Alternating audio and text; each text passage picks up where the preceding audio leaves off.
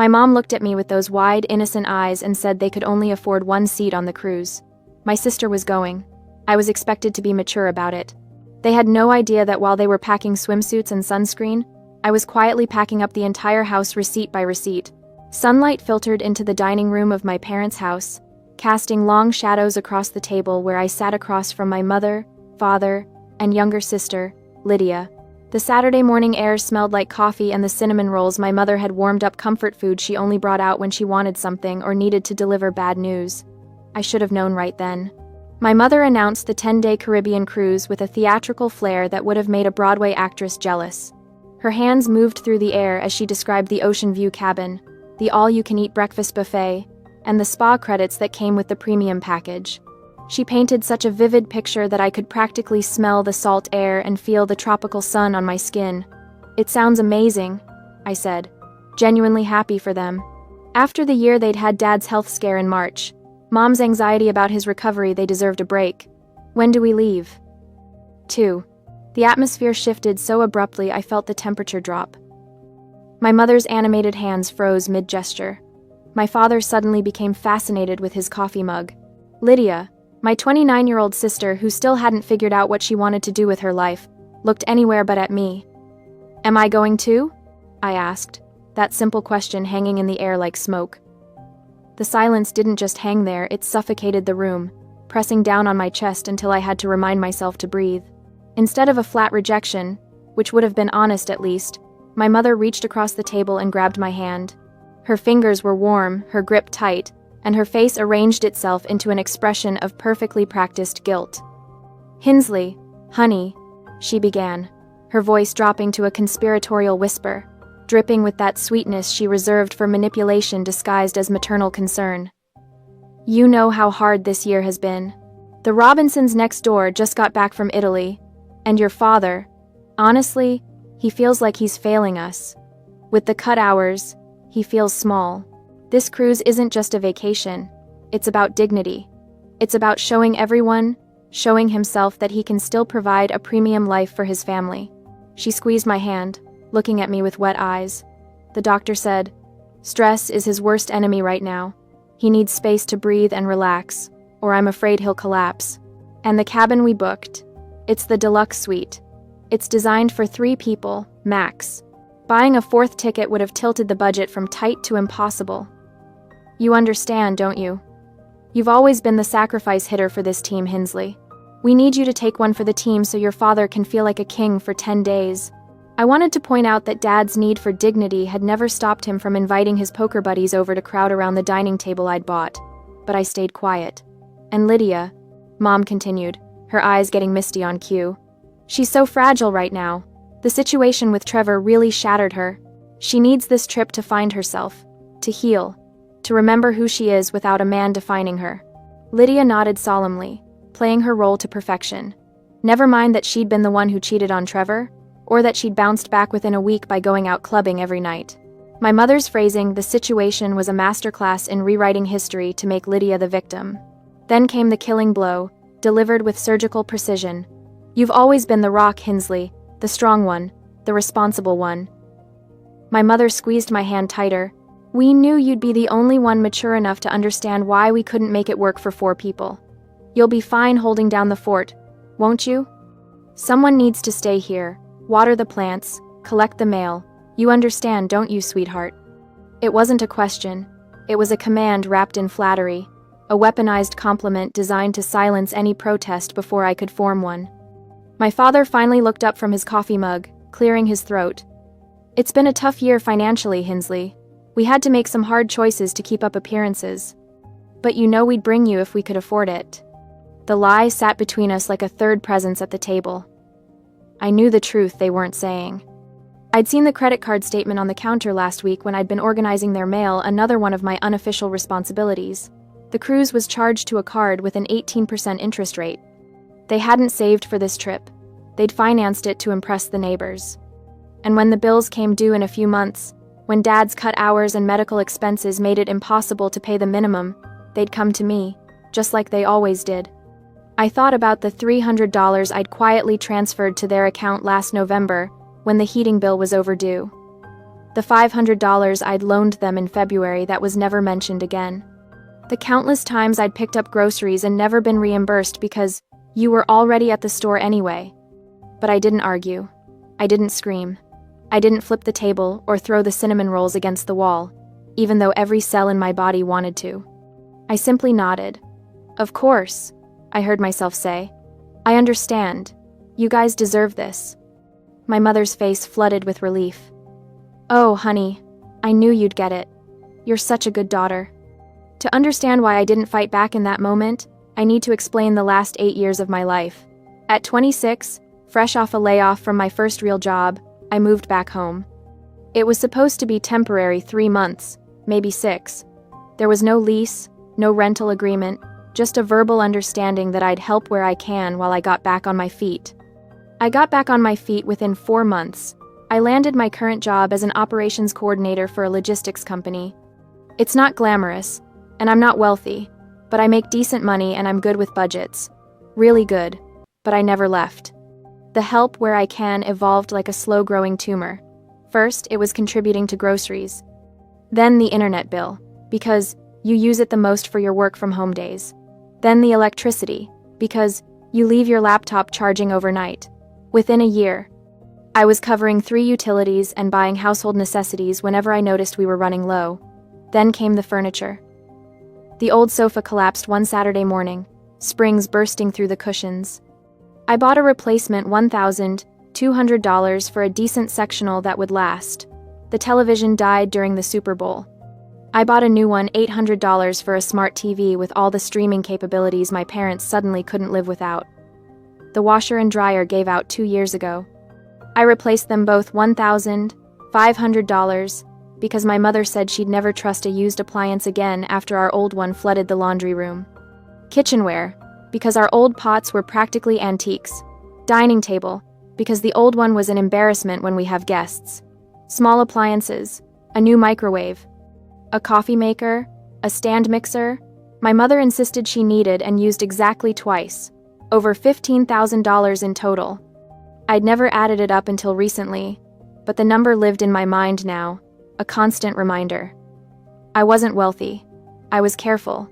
I saved. I planned. Every purchase was a small sacrifice I told myself was temporary, an investment in family harmony. Meanwhile, Lydia lived like a bird, floating from one experience to another. She traveled to Mexico, to Colorado, to New York City. She went to concerts and music festivals. She changed jobs the way normal people change socks, never staying anywhere long enough to build savings or stability. And she was never asked to contribute a single penny, because she needs experiences, and she's still finding herself. I was 34. Apparently, I'd found myself years ago, and myself was a doormat. Saturday morning arrived with painful normalcy. The driveway bustled with activity suitcases being loaded, last-minute items being remembered. My mother's frantic energy as she triple-checked passports and boarding passes. I stood on the porch, watching the organized chaos like a spectator at someone else's life. Now remember, my mother said, turning to me with her travel purse already slung over her shoulder. Water the plants twice a week, the fern is fussy, so check the soil before you water it. Collect the mail daily, I don't want the box overflowing, and keep the house tidy, please. We'll be exhausted when we get back, and I'd hate to come home to a mess. Got it, I said. My father gave me an awkward side hug, the kind that said, I feel vaguely guilty but not enough to change anything. Lydia waved from the passenger seat, already scrolling through her phone. My mother paused at the car door, turning back with that same practiced expression of gratitude and sympathy. You're such a good daughter, Hinsley. You always understand.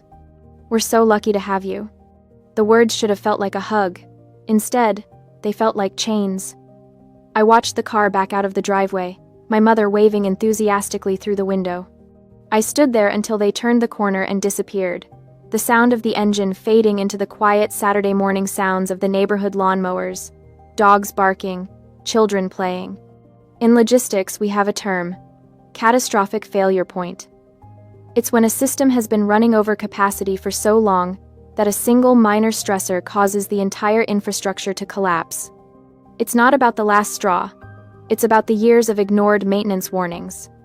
My love for them had been the maintenance crew, patching cracks, ignoring the alarms, keeping the facility running at my own expense. But as I looked at the fern on the windowsill, the fussy, demanding fern, I realized the crew had just quit. My emotional machinery didn't break. It simply switched modes. Manual override. Engaged. Emotional centers. Offline. Operational efficiency. Maximum. I didn't feel rage. Rage is messy. Rage is inefficient. What I felt was the cold, clarifying calm of a chaotic warehouse finally being organized. I walked back inside, closed the door, and locked it behind me. The house felt different already. Emptier. Not because they were gone, but because something in me had shifted the moment that car pulled away. I looked at the fern again. I was not going to water that fern.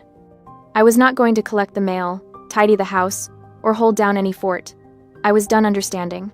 The silence in the house wasn't peaceful, it was revealing. For the first time in 8 years, I stood in the living room, without the background noise of the television my father always kept on, without my mother's running commentary about neighborhood gossip or what needed fixing or cleaning, without Lydia's music bleeding through her bedroom door. Just silence, and in that silence, I could finally hear my own thoughts without interruption. I walked through the rooms slowly, deliberately, like an inspector surveying a property. But I wasn't seeing a home anymore. I was seeing a ledger, a balance sheet of labor and money I'd never be repaid. The living room. The sectional sofa I'd bought with last year's Christmas bonus, $1,200. I remembered the sales associate promising it would last 15 years. I'd picked a neutral gray because Mom said it would go with everything. I ran my hand over the cushions, thinking about the 15 years I was supposed to have with this piece of furniture. Years I'd apparently gifted to people who couldn't even afford to take me on a cruise. The entertainment center, the television $800, purchased over 6 months of monthly payments because dropping that much cash at once would have destroyed my emergency fund. I'd set up all the streaming services, taught Dad how to use the remote, and watched my recommendations fill up with shows I never picked. The dining room, the table I'd saved 3 months to buy, another $600 that somehow never got discussed as my table, but became the family table within a week. I traced my finger along the edge, remembering how proud I'd been when it was delivered. How stupid. The kitchen, the stand mixer, $300, the new coffee maker, $150, the set of pots and pans, $400, that replaced the embarrassing antiques my mother complained about. All of it top quality, because when I buy something, I buy it right. That was my philosophy: invest in good things that last. How ironic that I'd never applied that philosophy to relationships. The laundry room, the washer and dryer set, $1,500 total, purchased after our old machine flooded the floor, and my mother had a complete breakdown about mold and water damage. I'd researched models for 2 weeks, read hundreds of reviews, and picked the most reliable consumer-rated set I could afford. These weren't just objects anymore. They were evidence. Evidence of a pattern I'd been too close to see. I climbed the stairs to my bedroom, the smallest of the 3, because Lydia needed the bigger one for her creative space, which mostly meant piles of clothes and abandoned hobbies. I sat at my desk and pulled open the bottom drawer, extracting a navy blue folder I'd kept since college. It was a habit from my work as an operations coordinator. I documented everything. Order numbers, tracking confirmations, delivery dates, warranties. I filed receipts not because I suspected anything, but because losing documentation drove me crazy. If something broke under warranty, I needed proof of purchase. If a company overcharged me, I needed evidence. It was professional habit, nothing more. Until now, I opened the folder. Bank statements going back 6 years, email confirmations from every major purchase, photos of receipts I'd snapped on my phone and forgotten about. Even a few handwritten notes I'd made during particularly expensive months, tracking where my money had gone. I spread them across my desk, like pieces of a puzzle. Only this puzzle, when assembled, showed a picture I'd been avoiding for years: my exploitation. Sofa, $1,200, check. Television, $800, check. Washer and dryer, $1,500, check. Dining table, $600, check. Kitchen appliances, $850, check. Kitchenware, $650, check. Monthly utilities I'd been covering: internet, $80. Electricity averaged $150. Water during summer months, $60. Over 8 years. I opened my laptop and created a new Excel spreadsheet. Column A, item. Column B, cost. Column C, purchase date. Column D, current estimated value. My fingers moved across the keyboard automatically, that same efficiency I brought to logistics problems at work. This wasn't emotional anymore. This was data. Data I could quantify, organize, and weaponize. Total spent, $15,340. The number glowed on my screen like an accusation. $15,340. That was a decent used car. That was a year of rent. That was 6 months of savings I didn't have because I'd been furnishing someone else's life. This wasn't about the cruise. The cruise was just the final insult, the moment the pattern became impossible to ignore. This was about 8 years of being the responsible one, the rock, the daughter who always understands while being systematically drained. I closed the spreadsheet and sat back in my chair, staring at the ceiling. A water stain shaped like a cloud marked the corner, something I'd noticed 2 years ago and offered to have fixed. "Don't worry about it," Dad had said. "We'll get to it eventually." Eventually never came, but my contributions always did. The realization didn't crash over me like a wave. It crystallized, sharp and clear. I needed to leave, not eventually, not after the cruise. Not after having a family meeting, where I'd be gaslit into staying for just a little longer. Now, while they were gone. While I had 10 days to execute without interference. I opened my laptop again, but I didn't waste time browsing apartment listings or waiting for credit checks that take weeks. I'd learned long ago that residential moves are slow, bogged down by applications, reference checks, security deposit negotiations, and landlords who take forever to respond. Instead, I pulled up my corporate contacts from work. Our logistics company partners with corporate housing providers, furnished executive suites, designed for relocated employees, traveling consultants, people in transition, who need move-in-ready solutions immediately. I scrolled through my saved emails until I found it. Coastal Executive Suites. I'd booked accommodations there for visiting regional managers at least a dozen times. I knew their process. I knew their turnaround time. And I knew they valued corporate relationships, which meant minimal paperwork and fast approval. I called the direct line, bypassing the website entirely. Coastal Executive Suites, this is Marcus. Hi Marcus, this is Hinsley Graham with Davidson Logistics. I need an emergency 30-day booking for myself, personal situation. What do you have available for immediate occupancy? Let me check. We have a 1-bedroom ocean view suite available now. It's $2,500 for the month. All utilities included. Fully furnished, kitchen stocked with basics. Would need a credit card hold and your corporate employee ID for verification. $2,500. It was expensive, almost double what I'd pay for a regular apartment. But I had a secret weapon. An emergency fund I'd been quietly rebuilding since the washer and dryer disaster 2 years ago, specifically for a catastrophic event. I just didn't realize until now that the catastrophic event would be my own liberation. Perfect. I'll take it. How quickly can you have the paperwork ready? Give me 2 hours, I'll email everything over. I hung up and stared at my phone. 2 hours. In 2 hours, I'd have a place to go. A place that was mine, where I didn't owe anyone anything, where the furniture belonged to the rental company and I could walk away when the lease ended without leaving thousands of dollars behind. My hands weren't shaking. They should have been. This was the biggest decision I'd made in years, but they were steady. This was how I operated under pressure at work. Identify the problem, find the most efficient solution, execute without emotion. Hesitation was the enemy of logistics. I spent those 2 hours not panicking, but planning. I pulled up a mental inventory of what I actually needed to take. My clothes, my laptop, my documents, my personal items. Everything else in this house, the furniture, the appliances, the kitchenware, belonged to me by purchase, but they could stay. Let them keep it.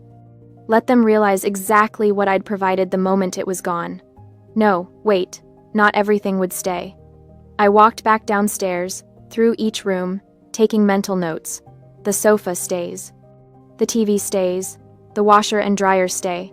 But I'd take the coffee maker, the good one, the one I bought because I actually like good coffee. I'd take the stand mixer my mother used twice. I'd take half the kitchenware, the pieces I actually used when I cooked for myself. No, wrong approach. That was thinking like someone who still cared about being fair. New strategy. I'd take everything I bought, everything with a receipt, everything I could prove was mine, and I'd leave behind only what I felt generous enough to leave.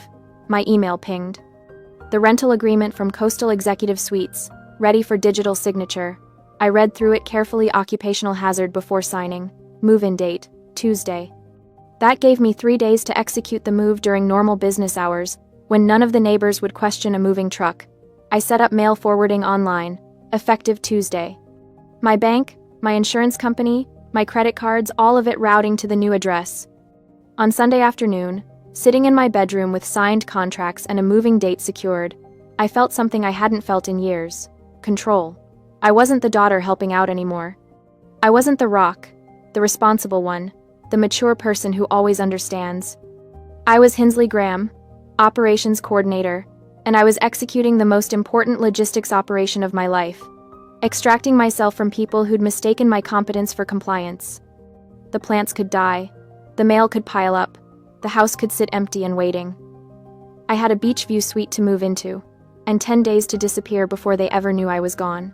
2 days later, on a Tuesday morning that felt suspiciously ordinary, the quiet of the neighborhood was shattered by the low rumble of a professional moving truck backing into my parents' driveway. I had scheduled the movers for 8 a.m. sharp, early enough that most of the neighbors would already be at work, but late enough that I wouldn't look like I was sneaking around in the dark. The physical dismantling of my parents' house began with surprising efficiency. The crew chief, a stocky man with weathered hands and a clipboard, approached me at the front door. "Everything marked goes?" he asked, scanning the interior with professional indifference. I nodded, my throat tight but my resolve ironclad. Everything with a yellow tag, nothing else. Dough, and... I had spent Sunday afternoon walking through the house with a roll of bright yellow stickers, methodically marking every single item I had purchased over the past 8 years. The sofa, where my mother held court during her phone marathons, yellow tag. The flat-screen television my father watched for hours while I cooked dinner after work, yellow tag. The dining table where Lydia never helped clear dishes, yellow tag. The matching chairs, the washer, the dryer, the stand mixer in the kitchen, the coffee maker, the microwave, the bookshelf in the hallway, even the shower curtain in the main bathroom. Yellow tags everywhere, like a bizarre treasure hunt in reverse. The movers worked with the kind of practiced rhythm that comes from years of breaking down lives and reassembling them elsewhere. They wrapped the $1,200 sofa in thick blankets, securing it with industrial-strength tape. The $800 television was carefully nestled into a custom box. The washer and dryer, $1,500 as a set, were dolled out on reinforced hand trucks, their white surfaces gleaming in the morning light as they rolled down the front walk. I stood in the doorway, arms crossed, watching the systematic erasure of 8 years of financial servitude. Each item that disappeared into the truck was a weight lifted from my chest. The dining table, the chairs, the area rug from the living room, the kitchen appliances, the bedding from the guest room I had occupied before moving out years ago, the towels, the cookware, the dishes, all of it. Gone. I had intentionally left behind the items I didn't pay for, the things that existed in the house before I became the family ATM. My father's old, worn-out recliner sat in the corner, its brown fabric faded and pilling at the arms. A cheap brass lamp my mother had owned since the 80s stood on the floor beside it, its shade yellowed with age. Some dusty decorative pieces, ceramic figurines, and fake plants remained on the mantel, untouched by yellow tags. Those things weren't mine to take. I wasn't a thief. I was simply reclaiming what belonged to me. As the movers cleared the living room, the space transformed before my eyes. What had once been cluttered and suffocating became vast and hollow. The hardwood floors, usually hidden beneath furniture and rugs, stretched out bare and scuffed. Dust bunnies cowered in the corners where the sofa had stood. The walls looked naked without the television mounted on the center wall. And there, in the midst of all that emptiness, sat my father's recliner. I stared at it for a long moment, feeling something sharp and complicated twist in my chest. That chair, that pathetic, threadbare chair, was the only real furniture left in the entire living room. It looked absurd sitting there alone, a monument to dysfunction. An idea struck me with the force of poetry. I walked across the empty room, my footsteps echoing in the hollow space. Bending down, I gripped the sides of the recliner and began to drag it toward the center of the room. The old chair protested, its legs scraping against the floor with an awful screech, but I persisted. When I reached what I estimated to be the exact center of the living room, I stopped. With precise, deliberate movements, I straightened the chair. I adjusted it left, then right, eyeing the angles from different positions in the room until it was perfectly centered. I stepped back, studying my work with the critical eye of an artist evaluating a gallery installation. There. Perfect. The recliner sat alone in the vast, empty void like a throne in an abandoned kingdom. It was a visual representation of the irony that had defined my life for nearly a decade. I had just treated that worthless chair with more care, more respect, and more consideration than my parents had ever shown me. The room didn't feel sad. It felt honest. "That's the last of it," the crew chief called from the front door. "We're heading to the executive suite now. You following us there?" "Yes," I said, taking one last look around. "I'll be right behind you." My friend Paige Holloway met me at the executive suite to help me settle in. She arrived carrying 2 iced coffees and wearing her trademark leather jacket, her auburn hair pulled back in a messy bun. Paige had been the first outsider to validate my reality when I finally confessed the extent of my family's financial exploitation months ago. "Holy hell, Sadie," she breathed, stepping into the furnished apartment. "This place is gorgeous." It really was. Floor-to-ceiling windows overlooked a slice of ocean in the distance. The kitchen had granite countertops and stainless steel appliances. The bedroom was spacious enough for a queen bed and a proper dresser. The furniture I'd brought from my parents' house, my furniture fit perfectly in the living room. As we unpacked boxes in the new space, arranging throw pillows and hanging artwork, my phone buzzed on the kitchen counter. I glanced at the screen. "Mom, mobile." My stomach clenched. They were calling from the cruise, probably checking if I had watered their ridiculous plants like the obedient daughter they assumed I'd always be. I stared at the screen, watching it light up and vibrate with each ring. Paige looked over, saw the name, and raised her eyebrows in silent question. I shook my head. The phone rang and rang until it finally went to voicemail. Seconds later, it buzzed again, a voicemail notification. I didn't listen to it. I turned the phone face down on the counter and went back to unpacking. "You okay?" Paige asked quietly. "I'm perfect," I said, and I meant it. I spent the rest of the week settling into my new life. The executive suite became my sanctuary, a place where nobody demanded anything from me, where I could eat cereal for dinner if I wanted, where the only person I had to answer to was myself. The peace was terrifying at first. I kept expecting my mother to call with some emergency, some crisis that required my immediate financial intervention. I kept anticipating my father's guilt-tripping texts about his health, but my phone stayed quiet. They were on a cruise ship somewhere in the Caribbean, blissfully unaware that their safety net had vanished. Every morning, I woke up in my own space.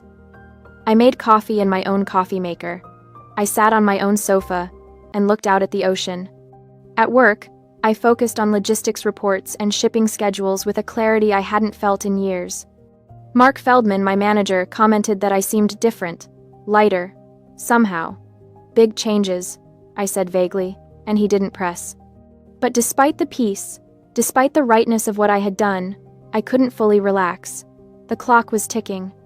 As Sunday evening approached, I found myself standing at my apartment window, watching the sky turn a bruised purple. Somewhere out there, a plane was landing. A cruise ship was docking. My parents and Lydia were returning to reality. I was safe in my new apartment, surrounded by my own belongings and my own choices. But I knew with the absolute certainty of someone who had spent 34 years learning the patterns of dysfunction that the storm was about to make landfall. The sun had barely set on Sunday evening when my phone began buzzing incessantly on my nightstand. I was in the kitchen making tea when the notifications started rolling in text after text, call after call, all from numbers I recognized. Then my phone lit up with a message from Paige, a photo. I opened it, my heart hammering. The image showed my parents' house from the outside. In the frame stood my mother, my father, and Lydia, all frozen at the front door. My mother's hand was on the doorknob. but she was staring straight ahead through the open door into the house. Even in the grainy photo, I could see the shock on her face. Behind them, Lydia's expression was pure disbelief, her mouth slightly open as she stared into the completely empty living room. They had returned to a shell of a house. My phone immediately started ringing. Mom. Dad. Mom again. Lydia. A number I didn't recognize, probably a relative they'd already called to complain to. I silenced each call, my hands surprisingly steady. I had expected a delay in their reaction, maybe they'd spend a few hours assessing the damage, maybe call a lawyer first, maybe work themselves into a proper fury before confronting me. But I had miscalculated one critical detail. My phone buzzed with a notification that made my blood run cold. Location shared with family group. My stomach dropped like an anchor. The family safety circle. The tracking feature they had insisted I enable on my iPhone 3 years ago when my father was having health issues. Just in case something happens, my mother had said, so we can find each other in an emergency. But it was never about emergencies. It was about surveillance. It was about knowing where I was at all times, about maintaining control even when I wasn't physically in their presence. I had gotten so used to it being there that I'd completely forgotten to disable it before I moved out. They didn't need to find me through a letter or a forwarding address. They tracked me down digitally like a lost piece of luggage, following the little blue dot on their iPhone straight to my executive suite complex. That same night, less than 2 hours after they'd landed, they found me. The pounding on my door was aggressive enough to rattle the frame. Through the peephole, I could see all three of them, my mother in front, my father behind her looking exhausted from travel, and Lydia hovering in the background with her arms crossed. Sadie, my mother shouted, her voice shrill even through the heavy door. We know you're in there. We can see you're here. End. More pounding. Harder this time.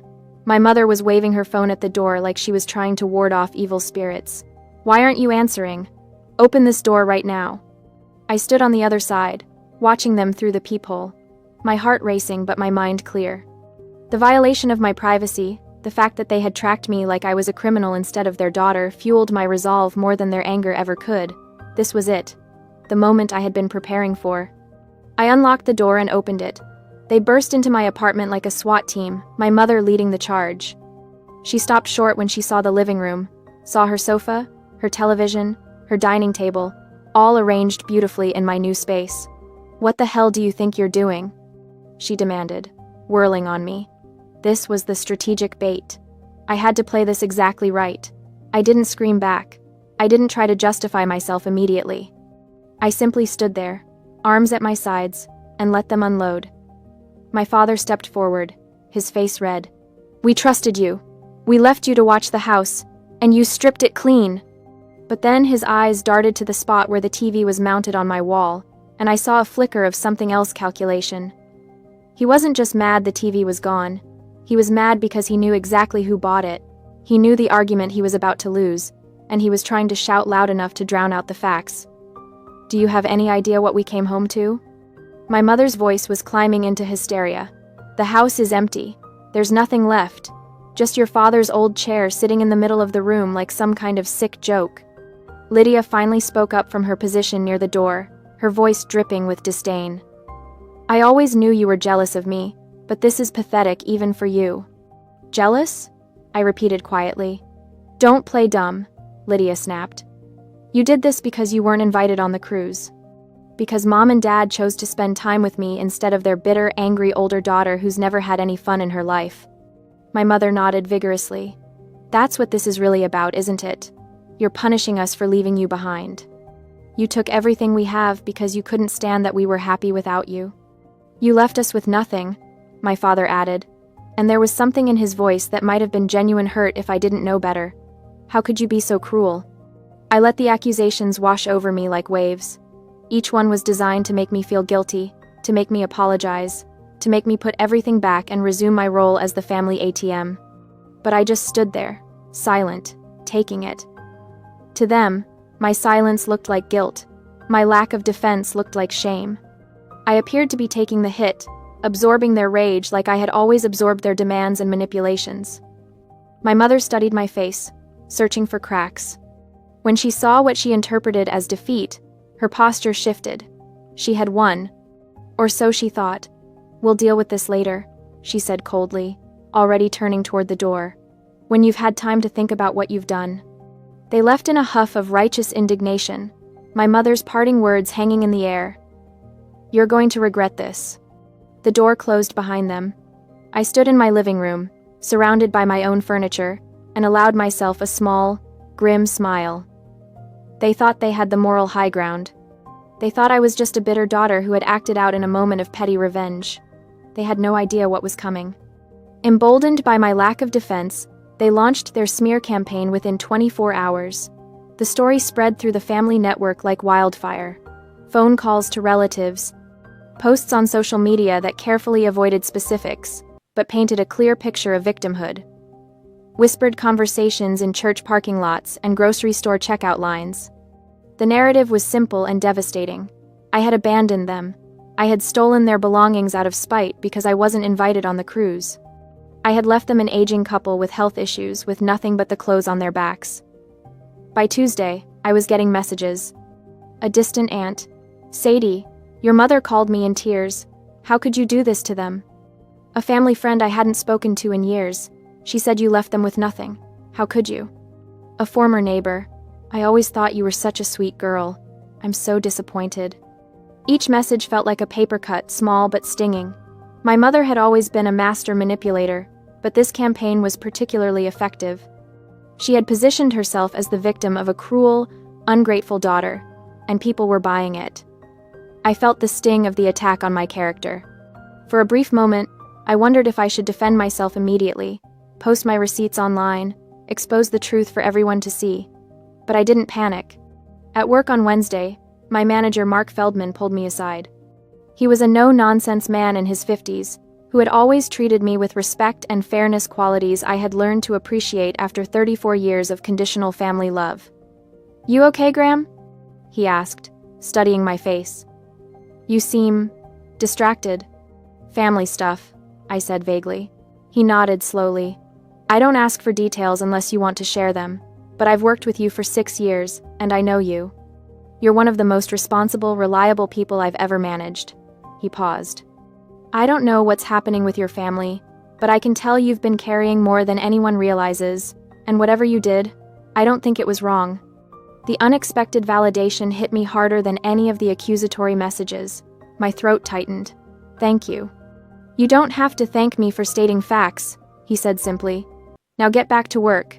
That shipment schedule isn't going to optimize itself. That evening, Paige came over with pizza and wine. She had seen some of the social media posts, my mother's vague but pointed comments about betrayal and heartbreak. They're really going all out, huh? Paige said, scrolling through her phone. They think they've won, I replied, taking a sip of wine. They think I'm the villain of the story. Paige set down her phone and looked at me directly. If taking your own things back makes you the villain in their story, then the problem existed long before you emptied that house. She was right, and more importantly, I was ready. I had let them take their shot. I had let them paint me as the bad guy. I had given them just enough rope to hang themselves. Now it was time to spring the trap. The phone calls had been relentless. 3 days of non-stop harassment from relatives I barely spoke to, suddenly very concerned about family unity and respect for your parents. Aunt Carol, who hadn't invited me to Thanksgiving in 5 years, left a voicemail calling me selfish and cruel.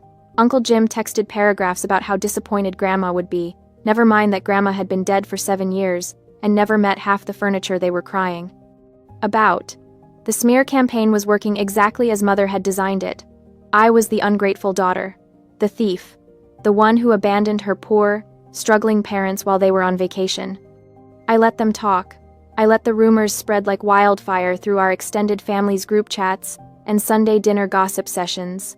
I didn't defend myself, didn't explain, didn't justify. I just waited, because I knew something they didn't. The truth had receipts. The meeting was Mother's idea, naturally. She called it a family discussion to resolve this situation. Her voice on the phone had that practiced tremor, the one she used when she wanted people to think she was barely holding it together. We need to talk about this, Hensley, face to face, like adults. I agreed immediately. Too immediately. Probably because there was a pause on her end, a flicker of uncertainty before she recovered. Tomorrow. 2 o'clock. At the house. I'll be there, I said. She expected an apology. She expected me to crack under the pressure of family judgment, to feel so guilty and ashamed that I'd bring everything back and beg forgiveness. She expected me to fold, the way I always had. I packed my iPad and a 3-ring binder into my messenger bag and drove to the house that no longer felt like home. They were waiting in the empty living room when I arrived, all 3 of them arranged like a tribunal. Mother sat in Father's old recliner, the only piece of furniture left in the entire house, positioned dead center in the room like a throne. Father stood beside her, arms crossed, trying to look stern despite the fact that he was leaning heavily on his cane. Lydia perched on the windowsill, scrolling through her phone with studied disinterest. The room echoed, every footstep, every breath. The absence of furniture made the space feel enormous and hostile. "You came," Mother said, as if she doubted it. "You asked me to." "We demanded it," Father corrected. "This has gone far enough, Hinsley." I set my bag down carefully on the floor and straightened. "I agree." Mother's eyes narrowed. "Then you understand why we're upset. You stole from us." I took what was mine. Family property. "No." My voice cut through hers, sharp and clean. "Not family property. My property. Purchased with my money. And I can prove it." I reached into my bag and pulled out the binder, first a thick, color-coded beast organized with the kind of precision that came from 8 years of running logistics operations. I set it on the floor between us with a satisfying thud. Then I pulled out my iPad, tapped it awake, and turned it to face them. "Everything I removed from this house," I said, my voice perfectly steady, "is something I paid for, and I have documentation for every single item." I opened the binder to the first tab section. Let's start with the living room. The spreadsheet on my iPad was a thing of beauty, color-coded, cross-referenced, sortable by date, by room, by cost. I'd spent 2 full evenings building it, importing data from 8 years of bank statements, credit card records, and email receipts. Every purchase, every payment, every proof. The sectional sofa. I tapped a line on the spreadsheet. Lane Furniture. Model Harper. $1,200. Here's the credit card statement. Here's the delivery receipt with my signature. I slid the relevant pages from the binder across the floor. Mother stared at them like they were written in a foreign language. The television. Samsung, 65-inch 4K, $800. Purchased when the old one died. Best Buy receipt. Extended warranty in my name. Another page. Another line highlighted on the screen. The coffee table. The end tables. The lamps. The area rug. I tapped through each one, methodical and relentless. All mine. Purchased between 2017 and 2022. Total value for the living room alone, $4,300. Father's face was turning an alarming shade of red. This is ridiculous. The kitchen. I didn't let him finish. KitchenAid mixer, $350. Cuisinart food processor, $120. The entire set of all-clad cookware, $600. The kitchen table and chairs, solid oak, custom ordered, $900. We needed those things, Mother said, but her voice had lost its confident edge. You needed them. I bought them. I scrolled down. The washer and dryer, $1,500, purchased when the old ones finally died. Installation included. Here's the Home Depot receipt. Here's the service warranty. Here's the credit card charge. I looked up at them, meeting each of their eyes in turn. The guest room furniture, Lydia's room, $800, the desk in the office, the filing cabinets, the bookshelf, the vacuum cleaner, the steam mop, the air purifier in the master bedroom. Tap, tap, tap, each item lighting up on the screen, each receipt sliding across the floor. Would you like me to continue? Because I can. I have 8 years of documentation. Every appliance, every piece of furniture, every household item I purchased to keep this place functional, while you spent your money on cruises and wine club memberships and Lydia's travel fund. The silence was deafening. I zoomed out on the spreadsheet, showing them the full scope. The total value of items I removed from this house is $15,743. That's the sum at the bottom. That's what I invested in your comfort over 8 years while paying you $1,200 a month in rent. I let that sink in. Watched the math hit them like cold water. $15,000 in furniture and appliances, plus 96 months of rent at $1,200 per month. That's $115,200. That's what I gave you. And what did I get in return? Nobody answered. A bedroom, a curfew, a tracking app on my phone, and a family that called me selfish for wanting my own life. Mother's mouth opened and closed. Father looked at the papers scattered on the floor like they might spontaneously combust. Lydia had finally stopped scrolling, her phone forgotten in her lap. You said I stole from you, I continued, my voice still calm, still professional. But the truth is, you've been stealing from me for 8 years. You took my money, my time, my independence, and my dignity. You took and took and took, and you called it family. I closed the binder with a decisive snap. The only thing I took was what already belonged to me, and if you want to dispute that, I suggest you find a lawyer. Because I guarantee you won't like what they tell you about the legal definition of theft. The power in the room had shifted so completely it was almost visible. The empty space that was supposed to intimidate me, supposed to show me the destruction I'd caused, it showed them instead. It showed them exactly how much I'd carried, how much I'd provided, how much they'd depended on someone they treated like a servant. Mother tried one more time. We're still your parents. And I'm still your ATM, apparently. I picked up my iPad and tucked it back into my bag. But that account is closed now, permanently. I left the binder on the floor, a parting gift. Let them sit with it. Let them read through 8 years of evidence that they'd been exploiting me while calling it love. The meeting with Lydia happened 3 days later. Her idea, communicated through a terse text. Can we talk? Just us. That diner you like near the beach. I almost said no. Almost. But I wanted to see if she'd finally acknowledge her role in this, or if she'd keep playing the innocent bystander. She was already there when I arrived, sitting in a booth by the window, her usual spot when we used to meet for brunch. She looked tired, no makeup, hair in a messy ponytail, wearing a sweatshirt I'd bought her for Christmas 2 years ago. Hey, she said when I slid into the seat across from her. Hey. We ordered. She got the avocado toast and an iced latte. I got a turkey club and coffee. We ate in near silence, the kind of uncomfortable quiet that used to be filled with her stories about travel plans or whatever drama was happening in her friend group. The check came on a small black tray, placed exactly in the center of the table. Lydia glanced at it, then went back to her phone, scrolling, waiting. I watched her for a moment, this woman I'd protected and subsidized and enabled for years. My little sister, the golden child, the one who never had to worry because I worried for her. I picked up the check, calculated my portion, sandwich, coffee, tip, and placed 2 bills on the tray. $18 exactly. That's mine, I said, standing up. Lydia's head snapped up. She stared at the money, then at me, her expression shifting from confusion to comprehension, to something like shock. Wait, what? My share. $18. I slung my bag over my shoulder. Your total is about 22. They take card at the register.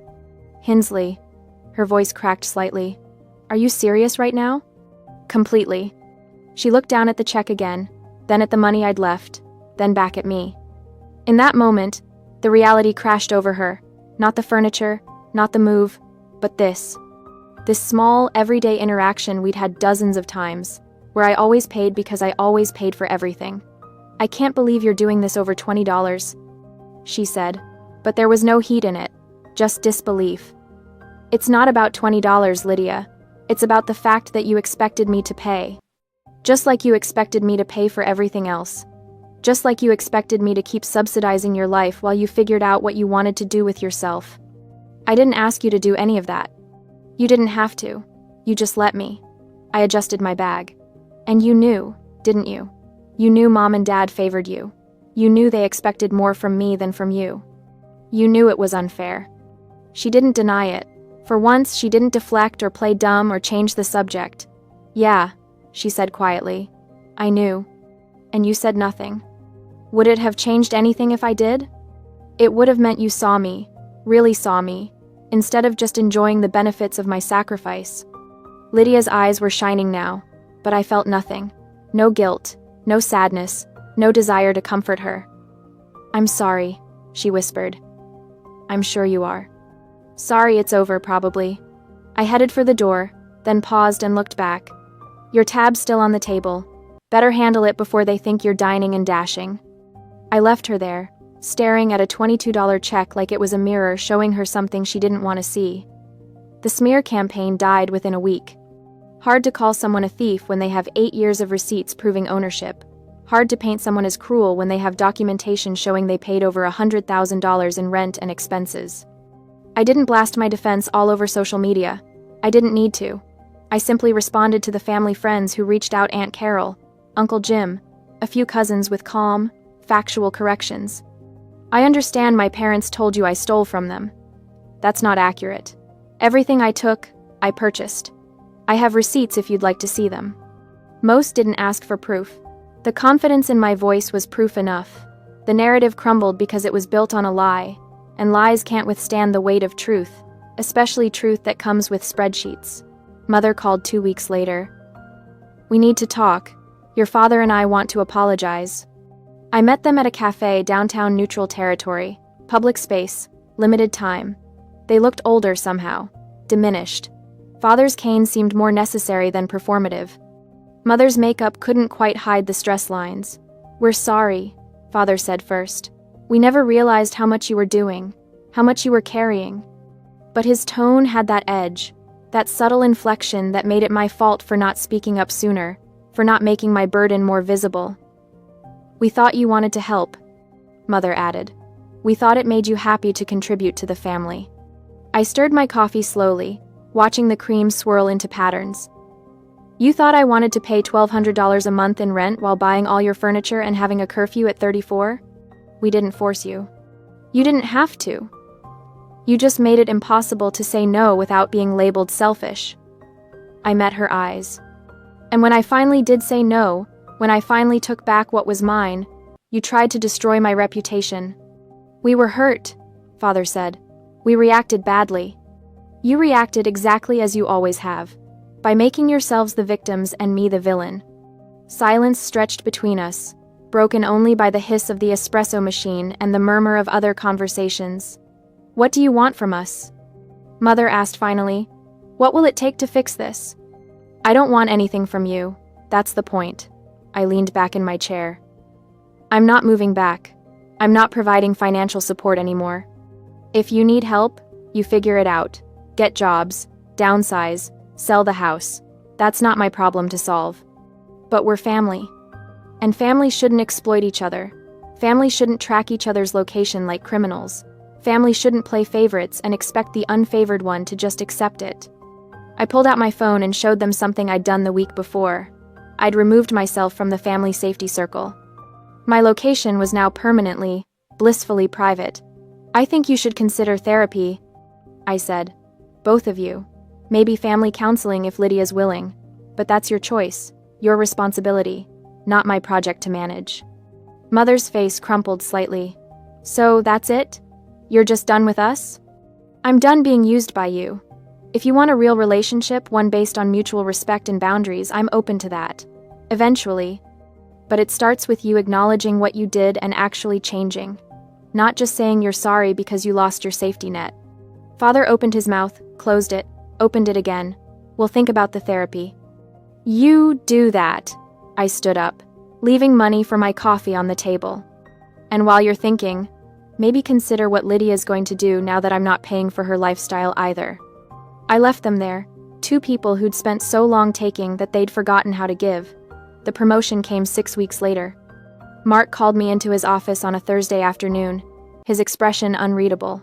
Close the door. My stomach dropped. Had something gone wrong? Had they found some mistake in my work? Your organizational system for the Henderson account, he said, pulling up something on his computer. I showed it to the regional director. She was impressed. Very impressed. I blinked. Oh, thank you.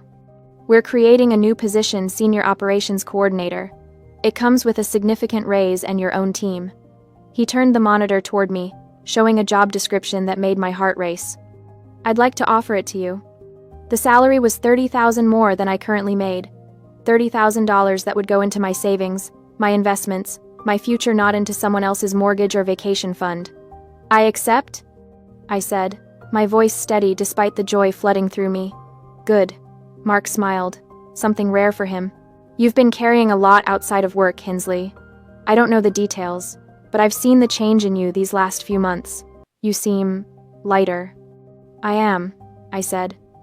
I finally put down something I should have never picked up in the first place. My apartment became home slowly, deliberately.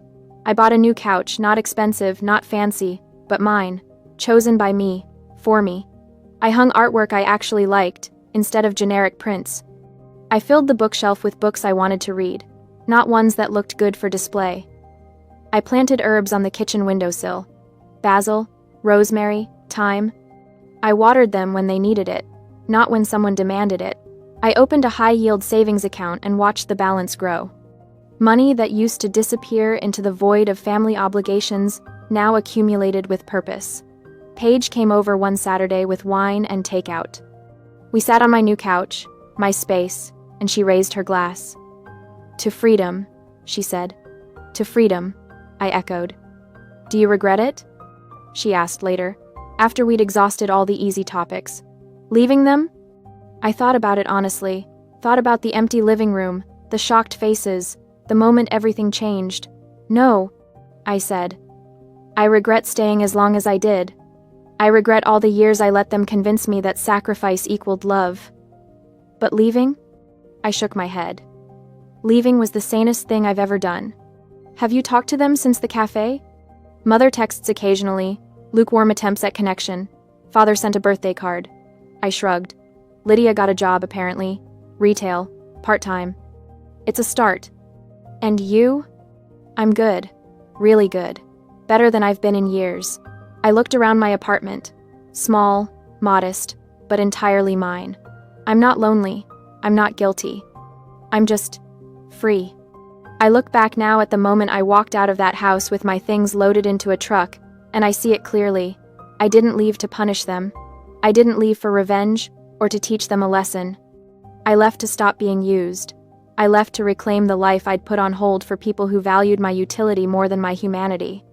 I left because staying would have killed something essential in me, the part that knew I deserved better, that believed I was worth more than an ATM with a heartbeat.